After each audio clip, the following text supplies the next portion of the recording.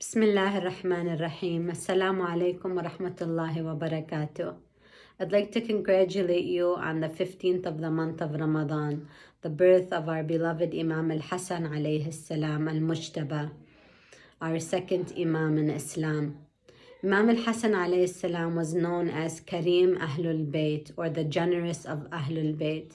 Today we're going to look at the topic of generosity or karam, and what does it really mean and how can we apply it in our lives.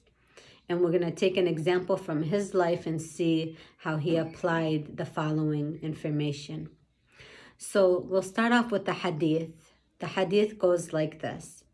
من كرمت نفسه صغر الدنيا في عينه. If someone has self-honor, then due to this positive regard that he has for himself, not meaning that he's conceited or has pride, no. This means he has value for himself.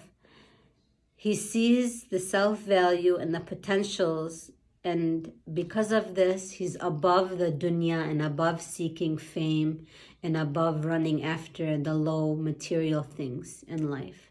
So again, من كرمت نفسه صغر الدنيا في عينه. The world becomes small in his eyes. So whoever has self-value, self-respect, honors himself, will not chase these worldly, materialistic types of pleasures. So one of the requirements of generosity, in order to be somebody who's considered to be generous, you have to be loyal to your word. Your word has to mean something, and to your promises and your contracts. So if you promise something, then you have to be able to fulfill that promise and follow through. A Kareem wants to help people, so he does not give them false impressions. So if you're someone that's generous, you care a lot about your word and making sure that people can rely on you. So you never want to give false impressions or false images about what you mean or what you don't mean. You want to be clear and transparent. Sometimes al-Kareem يتغافل وينخدع. What does this mean? Sometimes a person that is Kareem, due to his generosity and high self-respect, he overlooks others' mistakes and faults. He lets people sometimes, as we say, step on him, and just because he has high self-respect and regard, he's not going to go and pick on every little detail. He might let things slide and overlook them. And he might actually yankhada', or means he might be deceived. He might let people deceive him because of his high regard for himself and for his self-respect. You're probably wondering, how would he let somebody deceive him? That's not something positive. Well, what we mean by that is that he treats people the way he would want Allah to treat him. So instead of, treating evil with evil, he treats evil with goodness, and he treats evil with high self-regard and respect. Another concept that we want to know, that someone that is Kareem is not la'im. La'im, as we know in Arabic, means like really mean or harsh. So someone that's generous is opposite of la'im.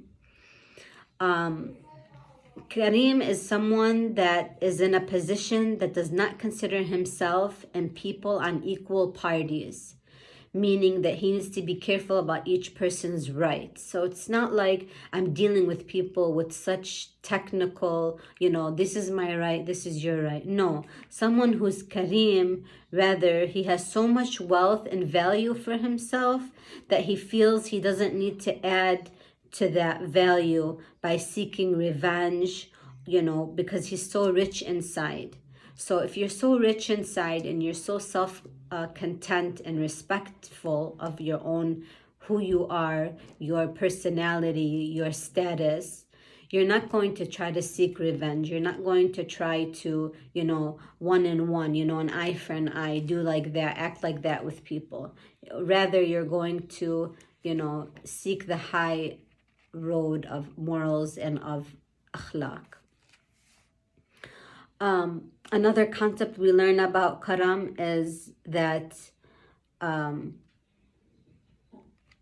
that when you have richness, that comes with humility. You become very humble and you become very honorable. You feel like you have to help everyone due to your highness and to your self-value. And we don't say highness like a self-conceited type of highness, but it means that you just really know your own value and your own worth. So let us look in the life of Imam al-Hassan alayhi salam. How did he apply this? We have a narration that says that he was in Medina with his caravan, and someone from Syria had come into the city. And this person had a lot of hate and was taught by Muawiyah, may God curse him, to hate Ahlul Bayt alayhim salam, to hate Imam Ali and the children of Imam Ali alayhi salam.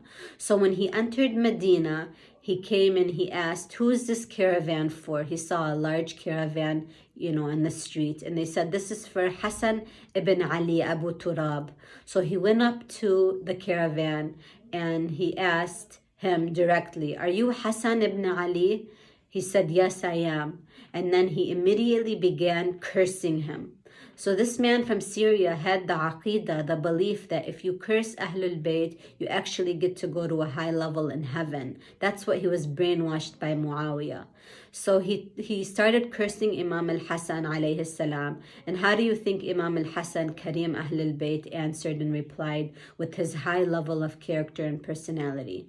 He immediately looked at the man and he smiled and he said to him, if it looks like you're a stranger in the city, if you need a place to stay, we will give you a place to stay. If you need some money, we will give you money. If you need food, we will give you food.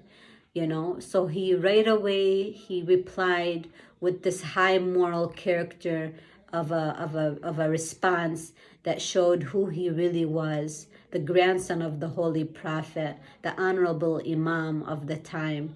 And he turned this man's hatred into love, where the Syrian said, I entered Medina hating the family of the Prophet, and now I am leaving loving them. Because Imam al-Hassan invited him into his home and he gave him a place to stay, and he respected him and he honored him as a guest in the city of Medina.